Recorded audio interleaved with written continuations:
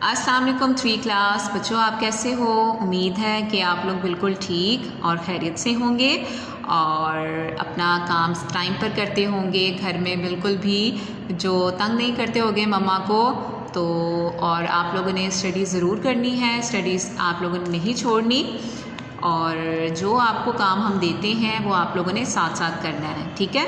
تو اب سب بچے جو ہیں وہ اپنی مطالعہ اسلام کی بک کھول لیں اور پیج نمبر جو ہے وہ 33 کھول لیں۔ بچوں، ہم نے سبق نمبر 1 حضرت محمد صلی اللہ علیہ وآلہ وسلم کا حصہ اول جو ہے وہ پڑھ لیا ہے۔ آج ہم پڑھیں گے حضرت محمد صلی اللہ علیہ وآلہ وسلم کا حصہ دوم پڑھیں گے، ٹھیک ہے؟ تو یہاں آج کی ڈیٹ لگا لیں، 8 مئی 2021۔ آج دن کیا ہے؟ ہفتہ۔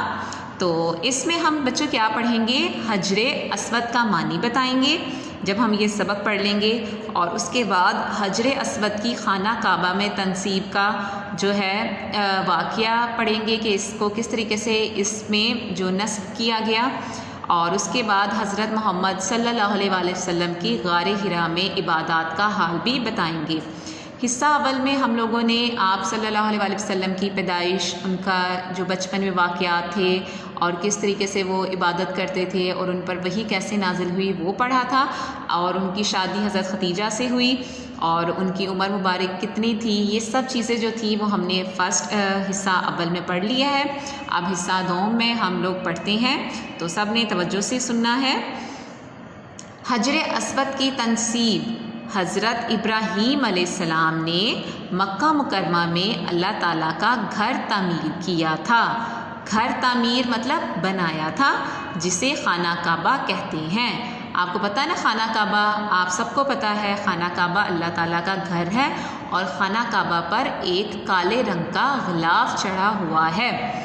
حضرت ابراہیم علیہ السلام نے خانہ کعبہ تعمیر کرتے وقت اس کے ایک کونے میں ایک پتھر لگا دیا تھا تاکہ خانہ کعبہ کا طواف کرنے والوں کے لیے یہ نشانی کا کام دے سکے۔ مطلب خانہ کعبہ کا جب گھر تعمیر کیا تو ایک پتھر جو تھا وہ کونے میں لگا دیا تاکہ لوگوں کو پتہ چل جائے اور وہ خانہ کعبہ کا طواف کریں۔ طواف کسے کہتے ہیں؟ خانہ کعبہ کے گرد 7 چکر لگانا کیا کہلاتا ہے؟ طواف کہلاتا ہے، تاکہ لوگوں کو پتہ چل جائے کہ اس کے ارد گرد جو ہے وہ ہم نے چکر لگانے ہیں، اور کتنے چکر لگاتے ہیں؟ 7 چکر۔ اس پتھر کو حجر اسود کہا جاتا ہے، ٹھیک ہے؟ یعنی کہ خانہ کعبہ کے کونے میں جو ایک پتھر نصب ہے اسے ہم کیا کہیں گے؟ حجر اسود۔ سب نے یاد رکھنا ہے کہ اس پتھر کو حجر اسود کہتے ہیں۔ قریش خانہ کعبہ کے نگران اور سرپرست تھے، مطلب اس کی خانہ کعبہ کی دیکھ بھال کرنے والے، اور اس کے جو تھے آل ان آل بنے ہوئے تھے۔ خانہ کعبہ کی عمارت پرانی ہو چکی تھی، سیلاب اور بارش نے بھی اسے نقصان پہنچایا تھا، اس لیے قریش کے لوگوں نے اسے نئے سرے سے تعمیر کرنے کا فیصلہ کیا۔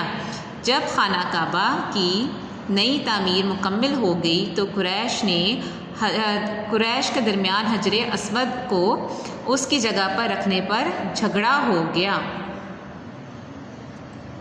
ہر قبیلہ چاہتا تھا کہ حجر اسود کو اس کے مقام پر رکھنے کی عزت اسے ملے۔ مطلب ہر بندہ جو چاہتا تھا کہ خانہ کعبہ کے اندر حجر اسود جو ہے وہ شخص رکھے، اور جو یہ بندہ یہ کام کرے گا، جو یہ رکھ سکے گا پتھر، تو اس کو جو عزت بھی زیادہ ہوگی، اس کا مقام اور مرتبہ بھی زیادہ ہوگا۔ ہر بندہ اس کو رکھنے کا شرف حاصل کرنا چاہتا تھا۔ یہ جھگڑا اس قدر بڑھ گیا کہ لوگ لڑنے مرنے پر تیار ہو گئے، مطلب ایک دوسرے کو مارنے کے لیے تیار ہو گئے۔ ہر قبیلے نے قسم کھا لی کہ یہ کام وہی کرے گا۔ قریش کے ایک بزرگ نے تجویز دی کہ جو شخص کل سب سے پہلے مسجد حرام میں داخل ہوگا اسے اس جھگڑے کا فیصلہ کرنے کا اختیار دیا جائے گا۔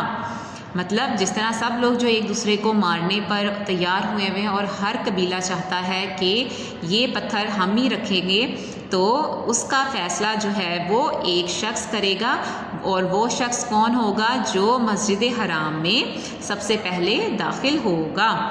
سب لوگ اس تجویز پر راضی ہو گئے، ٹھیک ہے؟ بچوں یہاں تک آپ لوگوں نے آج اس لیکچر میں پڑھنا ہے. انشاءاللہ باقی حصہ جو ہے وہ نیکسٹ لیکچر میں پڑھیں گے. اسے آپ لوگوں نے توجہ کے ساتھ پڑھنا ہے اور یاد رکھنا ہے کہ جو ہے وہ خانہ کعبہ کسے کہتے ہیں, خانہ کعبہ کی تعمیر کس نے کی, اور حجر اسود جو ہے وہ کون سا پتھر ہے, اور حجر اسود کو لے کر جو ہے وہ لوگوں میں لڑائی ہوئی تھی, اس کا فیصلہ کس طرح ہوا. اس طرح کی چھوٹی چھوٹی جو باتیں ہیں آپ ریڈنگ کے دوران یاد رکھا کریں تاکہ آپ کی نالج میں اضافہ ہو. تو انشاءاللہ نیکسٹ لیکچر میں ہم مزید اس سبق کے بارے میں جانیں گے. آپ لوگ اپنا خیال رکھیے گا. اللہ حافظ.